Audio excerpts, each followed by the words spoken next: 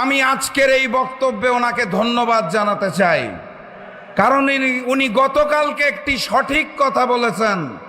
উনি বলেছেন 5 তারিখের পরে একটি দল নতুন করে জালেম হয়েছে যারা গুপ্ত ছিল। উনি সঠিক বলেছেন, আমি ওনাকে ধন্যবাদ জানাই। ট্রান্সপারেন্সি ইন্টারন্যাশনাল বাংলাদেশ টিআইবি একটি রিপোর্ট দিয়েছে। তারা বলেছে 5ই আগস্টের পরে বাংলাদেশে 600টি রাজনৈতিক সহিংসতা হয়েছে, যার মধ্যে 92% জন্য দায়ী, অর্থাৎ 550টি রাজনৈতিক সহিংসতার পিছনে দায়ী এই বিএনপি। তাহলে জালেমের নাম কি? জালেমের নাম কি? আর আমরা সকলেই জানি এই লন্ডনী মুফতি গত 17 বছর লন্ডনে গুপ্ত ছিলেন। অতএব উনি সঠিক বলেছেন, নতুন করে যেই জালেম বিএনপি সৃষ্টি হয়েছে সেই বিএনপিকে 12 তারিখ আমরা লাল কার্ড দেখাবো।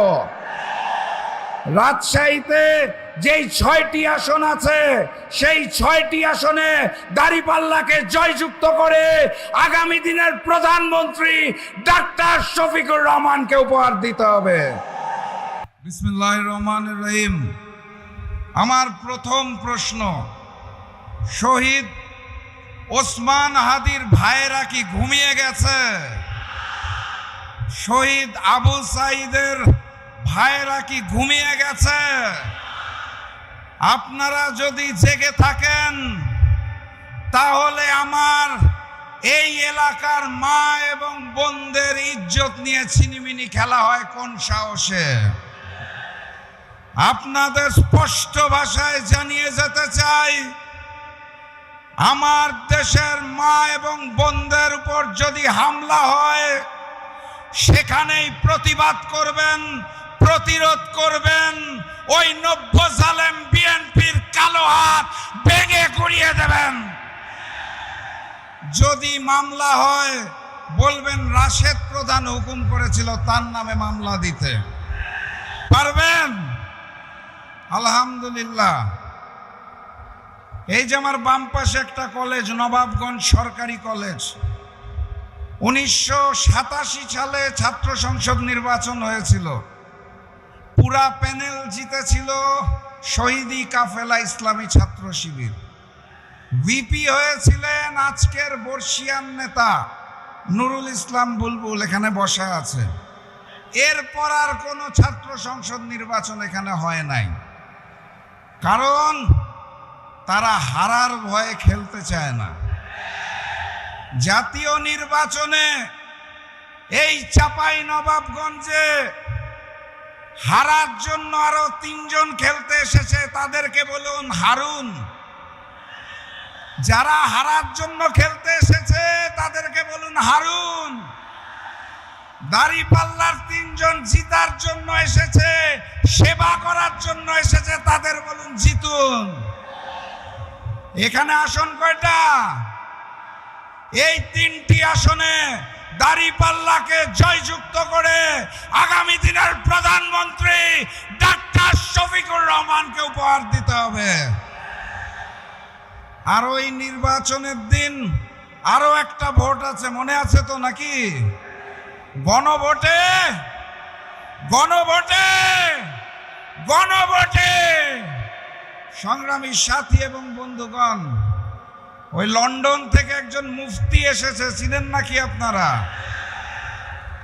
আসার পরে নির্ধারণ করছে মুফতি সাহেব কে মুসলমান, কে শিরক করে, কে বিধর্মী। আমি দেখলাম উনি ওনার বক্তব্যে বদরের যুদ্ধে হযরত আয়েশার নাম বর্ণনা করলেন, উনি নাকি যুদ্ধ করেছেন।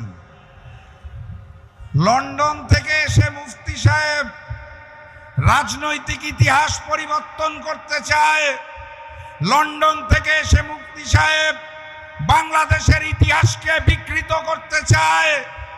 উনি বলতে চায় 16 বছর জামাত শিবিরকে মাঠে দেখতে পায় নাই। উনি 71-এর ইতিহাস পরিবর্তন করতে চায়। বাংলাদেশের ইতিহাস পরিবর্তন করতে করতে উনি এখন ইসলামের ইতিহাস পরিবর্তন করতে চায়। এই লন্ডনের মুফতি আর তার হাতে সৃষ্ট নতুন জালেম বিএনপিকে আগামী 12 তারিখ আমরা লাল কার্ড দেখাবো ইনশাআল্লাহ। 12 তারিখ গণভোটে হাকে জয়যুক্ত করতে হবে। চাঁপাইনবাবগঞ্জের 3টি আসনে 3-0 গোলে বিজয়ী হতে হবে। আমি বিশ্বাস করি ডাক্তার শফিকুর রহমান যখন প্রধানমন্ত্রীর দায়িত্ব গ্রহণ করবেন, এই মঞ্চে বসে থাকা একজন আপনাদের সন্তান গুরুত্বপূর্ণ মন্ত্রণালয়ের মন্ত্রীর দায়িত্ব গ্রহণ করবে। কে তিনি? আলহামদুলিল্লাহ আপনাদের এলাকার সন্তান। কিন্তু আমি স্পষ্ট ভাষায় জানিয়ে দিতে চাই, ওই যারা হেরে যাওয়ার ভয়ে নির্বাচনকে নানাভাবে প্রশ্নবিদ্ধ করতে চাচ্ছে, ওই বিএনপি যারা ডাক্তার শফিকুর রহমানের সোশ্যাল মিডিয়া অ্যাকাউন্টে হ্যাক করে নারী বিদ্বেষী পোস্ট দিচ্ছে, সেক্রেটারি জেনারেল জামাতের তারটাও হ্যাক করা হয়েছে, যারা নির্বাচনে নিশ্চিত পরাজয় বুঝতে পেরে এখন তারেক রহমানের আই হ্যাভ আ প্ল্যানের ষড়যন্ত্র শুরু করেছে, তাদেরকে 12 তারিখ রুখে দিতে হবে ইনশাআল্লাহ।